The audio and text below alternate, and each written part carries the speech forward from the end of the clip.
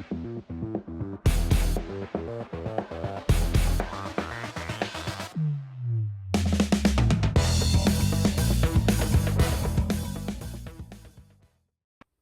guys, welcome back to the channel. Thanks for tuning in. Today's topic is about a technique that I don't ever hear anyone talk about. It's a technique that I know is still somewhat used in the upper Midwest, and I think it was developed in the upper Midwest. I learned about it from reading the In Fisherman magazine. You know, I love the Lindners. All of those guys are some of my personal heroes when it comes to fishing, and they always talk about it. But I don't ever hear about it anywhere I go on my travels. I don't hear about it down south. I don't hear about it in Florida. I don't hear about it in the Northeast. I very rarely even hear about it back here at home in the Midwest. But it's something that I've utilized across the country, and I have rigged on, probably in 50% of the tournaments I fish, because it catches fish. In the toughest of conditions, it catches fish. So what am I talking about? Well, guys, it's nothing special. It's the old jig worm. This is the jig worm technique. So what exactly is the jig worm technique? Well, it's a light jig head, ideally a mushroom style jig head. So I use the Berkley half head right here. As you can see, it has the coned keeper on it, which if you guys are familiar with the Matt Steffen Dirty Jigs Guppy head, I like the cone keeper because I think it holds baits the best, and it allows you to really glue on a bait if you really wanted to glue it on. But the whole setup with a jig worm is a light mushroom head style jig head, ideally a 90-degree line tie, in my opinion. I'm talking about sizes anywhere from a 1/16 of an ounce up to about 3/16 of an ounce. It just depends on how deep you're fishing, but I like to go with a 1/16 of an ounce or an 1/8 ounce. Those are my two primary ones. I really like throwing it with a 4-inch Berkley Power Worm, and I'll even upsize it sometimes and go with the 7-inch Berkley Power Worm. It just depends on where I'm fishing and how the bite's going. So the jig worm was really set up to be utilized around fishing deep weed lines, which is probably one reason it's really good here in the upper Midwest. We've got some of the best weed line fishing around. Most of our lakes are natural lakes, and you have a weed line that goes out to 8 to 14 foot. And the jig worm is a great way to fish those weed lines, especially on heavily pressured lakes, because it's a small presentation that triggers the fish to bite. So that's the jig worm. I like to fish this on 8 or 10 pound fluorocarbon, 100% Berkley fluorocarbon, and I'll use that as a leader, and then I'll tie that to Berkley X9 in a high vis braid, so the yellow or the white, whatever you prefer. But I like to do that because there's a lot of line watching that goes into this technique.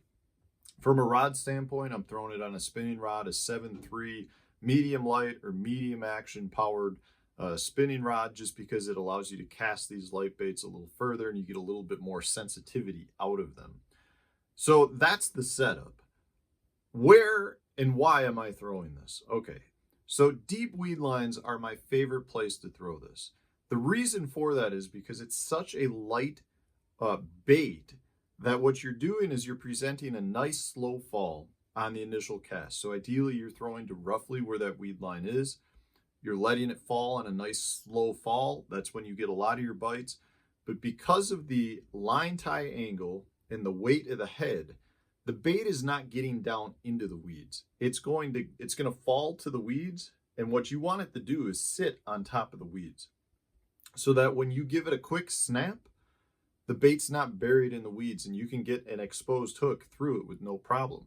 So when you give it a quick snap, it pops up and you start that slow fall process all over again, gradually bringing it out to the pass where you've gotten past the weed line and now you're on bare bottom.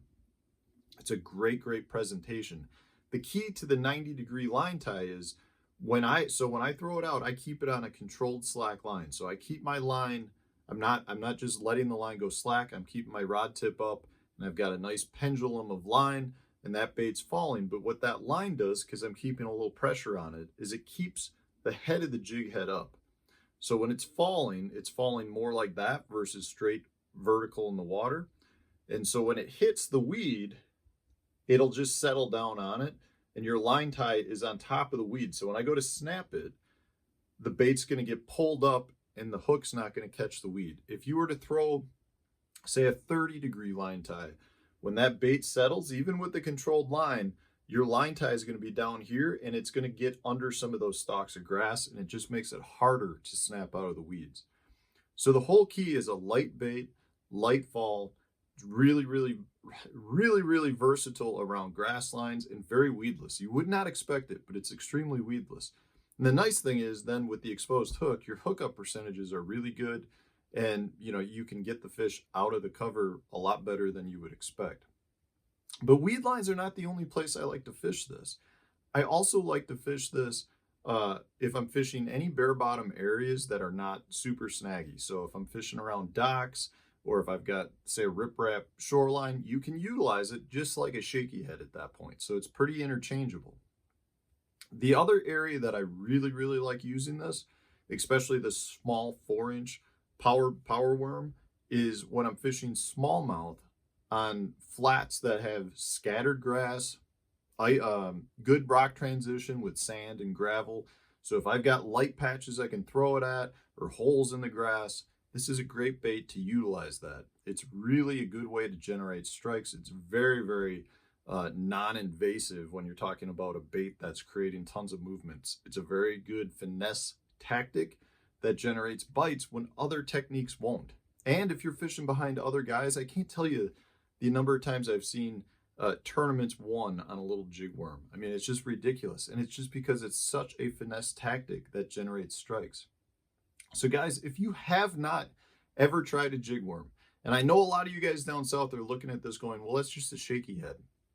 It's really not a shaky head. You need to have that mushroom style head, a small 4-inch worm. You can upsize it a little bit to your 7-inch, but the way the bait falls and the way that you fish it with that little snapping action and the fact that the bait's not burying down into the weeds is what makes the jig worm so effective. So guys, if you get a chance, pick yourself up some little worms, your little mushroom head style jig heads, head out to the lake, throw it around. It's a really good bait to generate some bites, and you catch some big fish doing it too. So if you enjoyed the video, hit that like button, share it on your social media pages, and stay tuned for tomorrow's video.